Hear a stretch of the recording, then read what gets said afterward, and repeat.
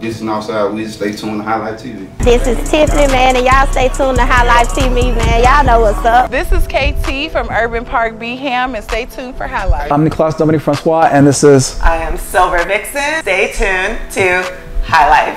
Thank God we made it. I can't wait till I sign the deal. Thank God we made it to the Highlife show. Will be with Birmingham, Alabama. We're known as the city of the first 48, but we have some amazing people in the city. Homicides have reached 64 people this year. Last year, a record high of 152 homicides, 30 deaths on the west side, 22 on the east, 10 on the north, 1 on the south side. 53 were males, 10 were females. The youngest victim, 4 months old. The oldest victim, 71. The community is crying out for a change. What can we do to make Birmingham a safer city to live in? Prayers going out to anyone touched by violence. I'm sure nobody loves Birmingham the way I do. I am your #1 supporter. Betsy Moore Boutique with Sonia Moore brought all the beautiful ladies out with the Embracing Your Feminine Energy brunch. Amazing to see women get together to spread love and encouragement. It's definitely needed. Eastlake Park held a catfish rodeo. Thousands of pounds of catfish were dumped into the lake for an annual fishing day. I'm proud to say there wasn't any violence, just great vibes and people with their families. It's a blessing to see that. The Sugar Daddy Gang and the Nail Cave came together and held a Father's Day pampering event for the men in the community. Men deserve to be pampered and feel appreciated too. Greatness starts within.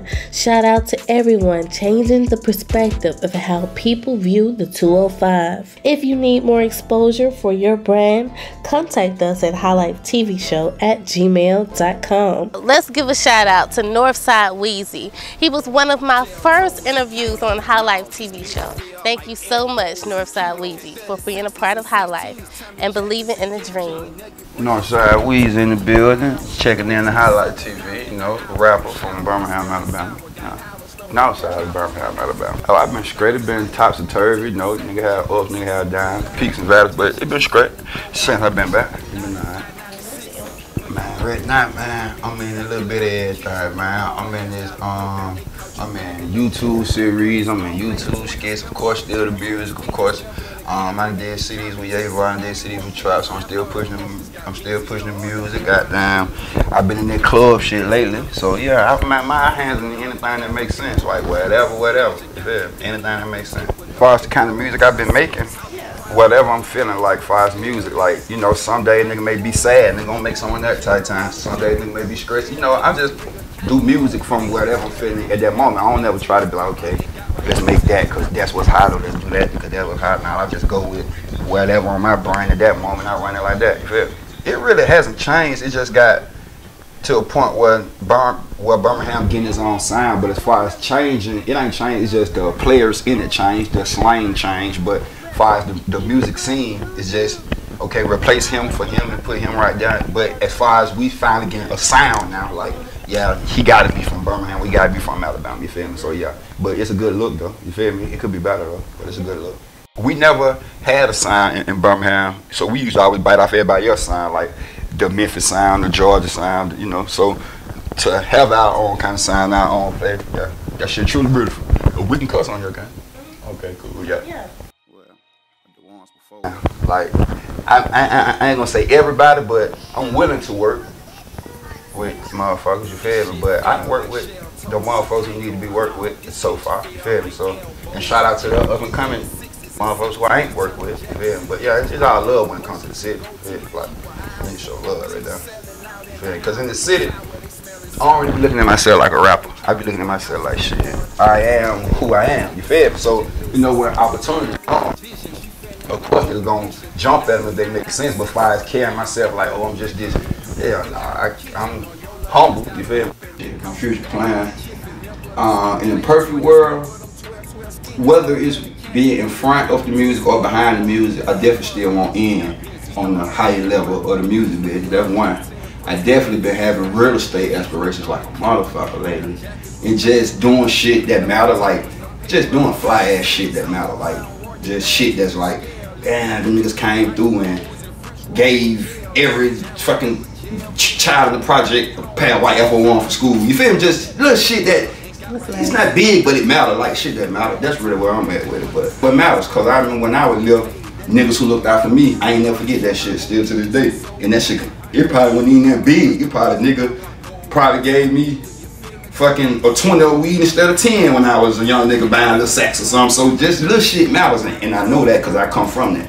And I think that's why I've been able to last so long in this shit in Birmingham, because I'm a consumer and I'm a seller. You feel me? Like, I'm both. You feel me? And when you both, your knowledge of shit is different. You feel me? Like when you in it and can look at it from that way, you look at shit different. So I think that's how I be able to move how I move, because I just respect the game. So if people want to get in touch with me, Northside Weezy on all social media platforms. And this is Northside Weezy. Stay tuned to Highlight TV.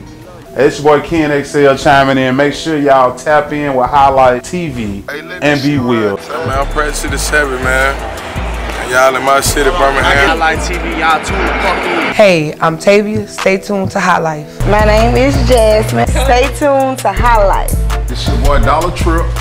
Stay tuned to High Life with your girl B Will. We are your #1 entertainment show in Birmingham, Alabama. So much greatness coming in the city. I met an amazing couple who has taken the meaning of power couple to another level. Their photography and art is absolutely breathtaking. Hi everyone, I am Leah, aka Silver Vixen. So NDF is Nicolas Dominique Francois. We, run the gamut of heirloom portraiture, as well as boudoir photography, and everything in between. The goal for us is to create art, and that's what we do. We make commissioned art pieces for your homes and spaces, offices, what have you. We always look at each other because we're like, who's gonna tell? Our daughter is a recording artist, and so when she was starting to get more traction with her career, we bought all this equipment to capture, because we were paying photographers and all these different people to do this work for her. So we were like, he was like, we can do this ourselves. Yeah. So, yeah, so he bought all this equipment. We wanted a DIY record label, but her being in her teenage years, it didn't really work out. So we had to pivot, and my best friend was a boudoir photographer for like 10 years prior. And so it was a natural pivot. When we started out, it was in our community, boudoir can be very risque, and a lot of people just didn't know what it was. Like, they couldn't even pronounce the word boudoir. It's very taboo. It was very taboo, here in the Bible Belt. And like folks would be like, you guys are the ones who do the booty wah, it was it was just super taboo. So we found ourselves in this weird position where we're doing something that folks think is really crazy, especially us being married and we're in our 40s, and they're like, that's not proper behavior for older married people. So just putting it out there anyway. And as you see, our work from 2019 until now has gotten more refined. Our look is more defined. It is a little bit even more risque than when we started out, because it was kind of scary for us as well. But I feel like within our community, there is a better understanding of what boudoir is, as well as fine art portraiture, as well as, creating commission pieces for your home. We love, especially Nicolas, loves making beautiful stuff. The core of what boudoir, is about is giving people back body autonomy, that confidence. For sure. Not having them feel ashamed and owning their sexuality, and I think being in the Bible Belt, people are like, you gotta, respectability politics. Yeah, we try to we still live in a time where people think women need to be controlled somehow, right? And yeah, for me, it's a big deal. For we've had clients that cried, just feeling, leaving feeling empowered and having their power to, given back to them. So that part of it is really important to me as well. When they come in, So we have so many different personality types that come in, and they come in from different Yeah, places. I was gonna say for different- already being fully confident to wanting to try something different and just express themselves in a way that they were scared to before. But I want them to leave here feeling like they just had an amazing experience and that they got to see themselves in a way that they wouldn't have had the opportunity if they hadn't come into our studio. You know what I mean? We work with everyone's comfort level. If they are more modest to, you know, they want to be, you know, what would you say, tastefully? How would you describe it? Just tasteful loose. But to your point, also, like, I think her question was, why is it important for everyone to leave here feeling confident? And I think that there's so many social constructs around what the standard of beauty is, what, you know. For men and women. Yeah, for men and women. And for me, it almost feels like I'm a healer, you know, in a sense, being able to give people that, you know, breaking away those chains of like, oh, social society says, you know, this is what the standard of beauty is. And for a woman to see herself, you know, or man, like looking beautiful and knowing that, and saying, yeah, you know, it's like it's like leaving here with new skin, right? A new mindset. And you're like, shit, I got it. You know, that's me. And the dope thing is they leave with something that they can look back at. Like we didn't have a wedding, and we have no pictures of like ourselves in that time of our lives when you think you're the most beautiful. Now we're capturing things that like in 20 or 30 years from now, you know, you have this work that's going to stand the test of time, and you can look back and be like, wow, look at me. I'm going to be 65. Like, I was fine in my 40s. Like, I think we're giving them, like, we're putting a really beautiful time in a capsule. Right. You know what I mean? I love doing that. And they do feel better. Like, we'll have people leave here and say, man, that's just what I needed.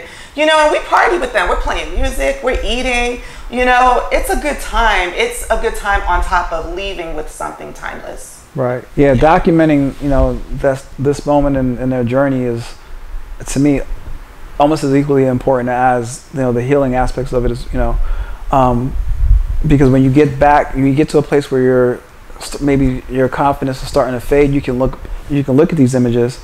You can actually feel and touch them. Like you know, we have constant reminders, obviously, all around our house and the studio. And for us, it's been very therapeutic in just our relationship. And I was telling my family yesterday, like, it's hard to go from a place of like, wow, look at this woman, I love her, and have something disrupt that all of a sudden, right? You know, so you have that constant reminder. Right? So yeah. Oh man, we're working on quite a few different projects. We're interviewing couples who have been married 15 plus years, and they're, you know, telling us tools and practical things that they're doing to maintain and a healthy long-term marriage. And the key is that I only want to talk to happy couples.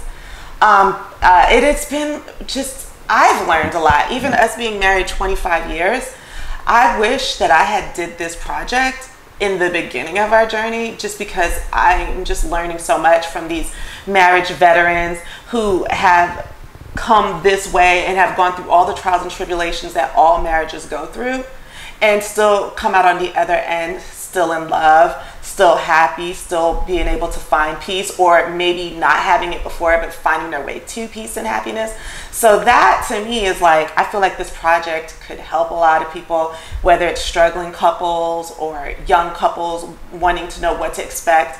And I want it to be very honest, and it's not going to be any tabloid type messy stuff. I really want to focus on, like, you know, people who've been married a long time have gone through things. I just want to focus on the healing, the practical tools, and the ways things that you can do, and like ways to shift your mindset also. We are just coming into a paradigm shift and a proper mindset in our marriage, even though we've been married 25 years. And it's such a beautiful place to be now. And I just wish I could have been here as a younger woman. And it's a gift that we're giving to other people. Yeah. So that's one of our many projects. We'd be here all day if I told you about all of them. Yeah. But that's the one that's at the forefront. But yeah, and then the other one is Boudoir Noir, where we're documenting the our experience in the South, you know, in the Bible Belt with Boudoir. The Black experience in Boudoir. Yeah. In the Bible Belt. And, you know, as I sat here thinking about, you know, the answer to that question, I'm like, You know, we had clients that have, you know, gone through alopecia, you know, double mastectomies due to breast cancer, you know, hysterectomies because due to uterine cancer. And I'm like, wow, like as a man, like we don't think we get mutilated so much, like as much, like, you know what I mean? Mm-hmm. And I'm like, I couldn't imagine what it would be like to have to go through those things, and then on top of that, have society dictate to you, you know, how you're supposed to look and appear in different, you know, aspects at work, at home, and at church, yada yada yada. And you just can't. Well, you're not free to just be your own person. And at the same time, people is like trying to strip you of your rights. And and which also like the self-esteem issues and body image issues as well, you know, which is so common.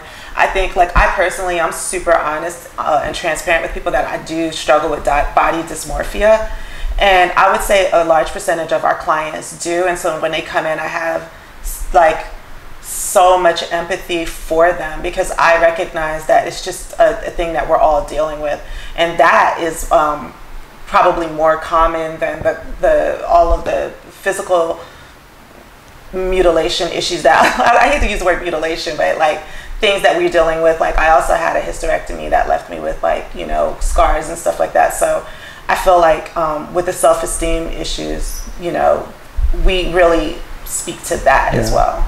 Yeah, and the Boudoir Noir project will also speak to that, because folks look at this as just, I don't know, just being freaky and weird. You know what I mean? Like, I don't know what folks think. Folks say weird stuff. And if you look around our entire home, like, we are our own best clients. I think it brought us so much closer to be able to get to a place where we can work together, and there aren't any rocky moments. Versus, you know, she can finish my sentences. You know, you'll ask us questions, and we'll look at each other like, like, because she knows I might mess up that answer. You know? No. Yeah. No. Yeah. So that's not why. It's a good, like, so, and I wouldn't say, like, I think working together, couples that work together, it can be traumatic. Like it can, but to get to a place where it's good, it means that it's really good. Facebook, Instagram, our website, www.ndfstudio.com. This is another good place, and you can DM me. If you do a search for Niklas Dominique Francois, you're only going to find me on any one of our platforms, www.ndfstudio.com. Yeah. I'm Niklas Dominique Francois, and this is... I am Silver Vixen. Stay tuned to High Life. Birmingham, keep growing and keep believing in what you stand for. Greatness is coming your way. It's our duty to uplift the city one episode at a time. You have the power to create the life you want. Until next time, stay safe and positive. I'm B. Will with High Life. Can't wait to meet you in the clouds. Thank God we made it. I can't wait till I sign the deal. Can't wait till I sign the deal, Fry. Thank God we made it to the High Life show will be with.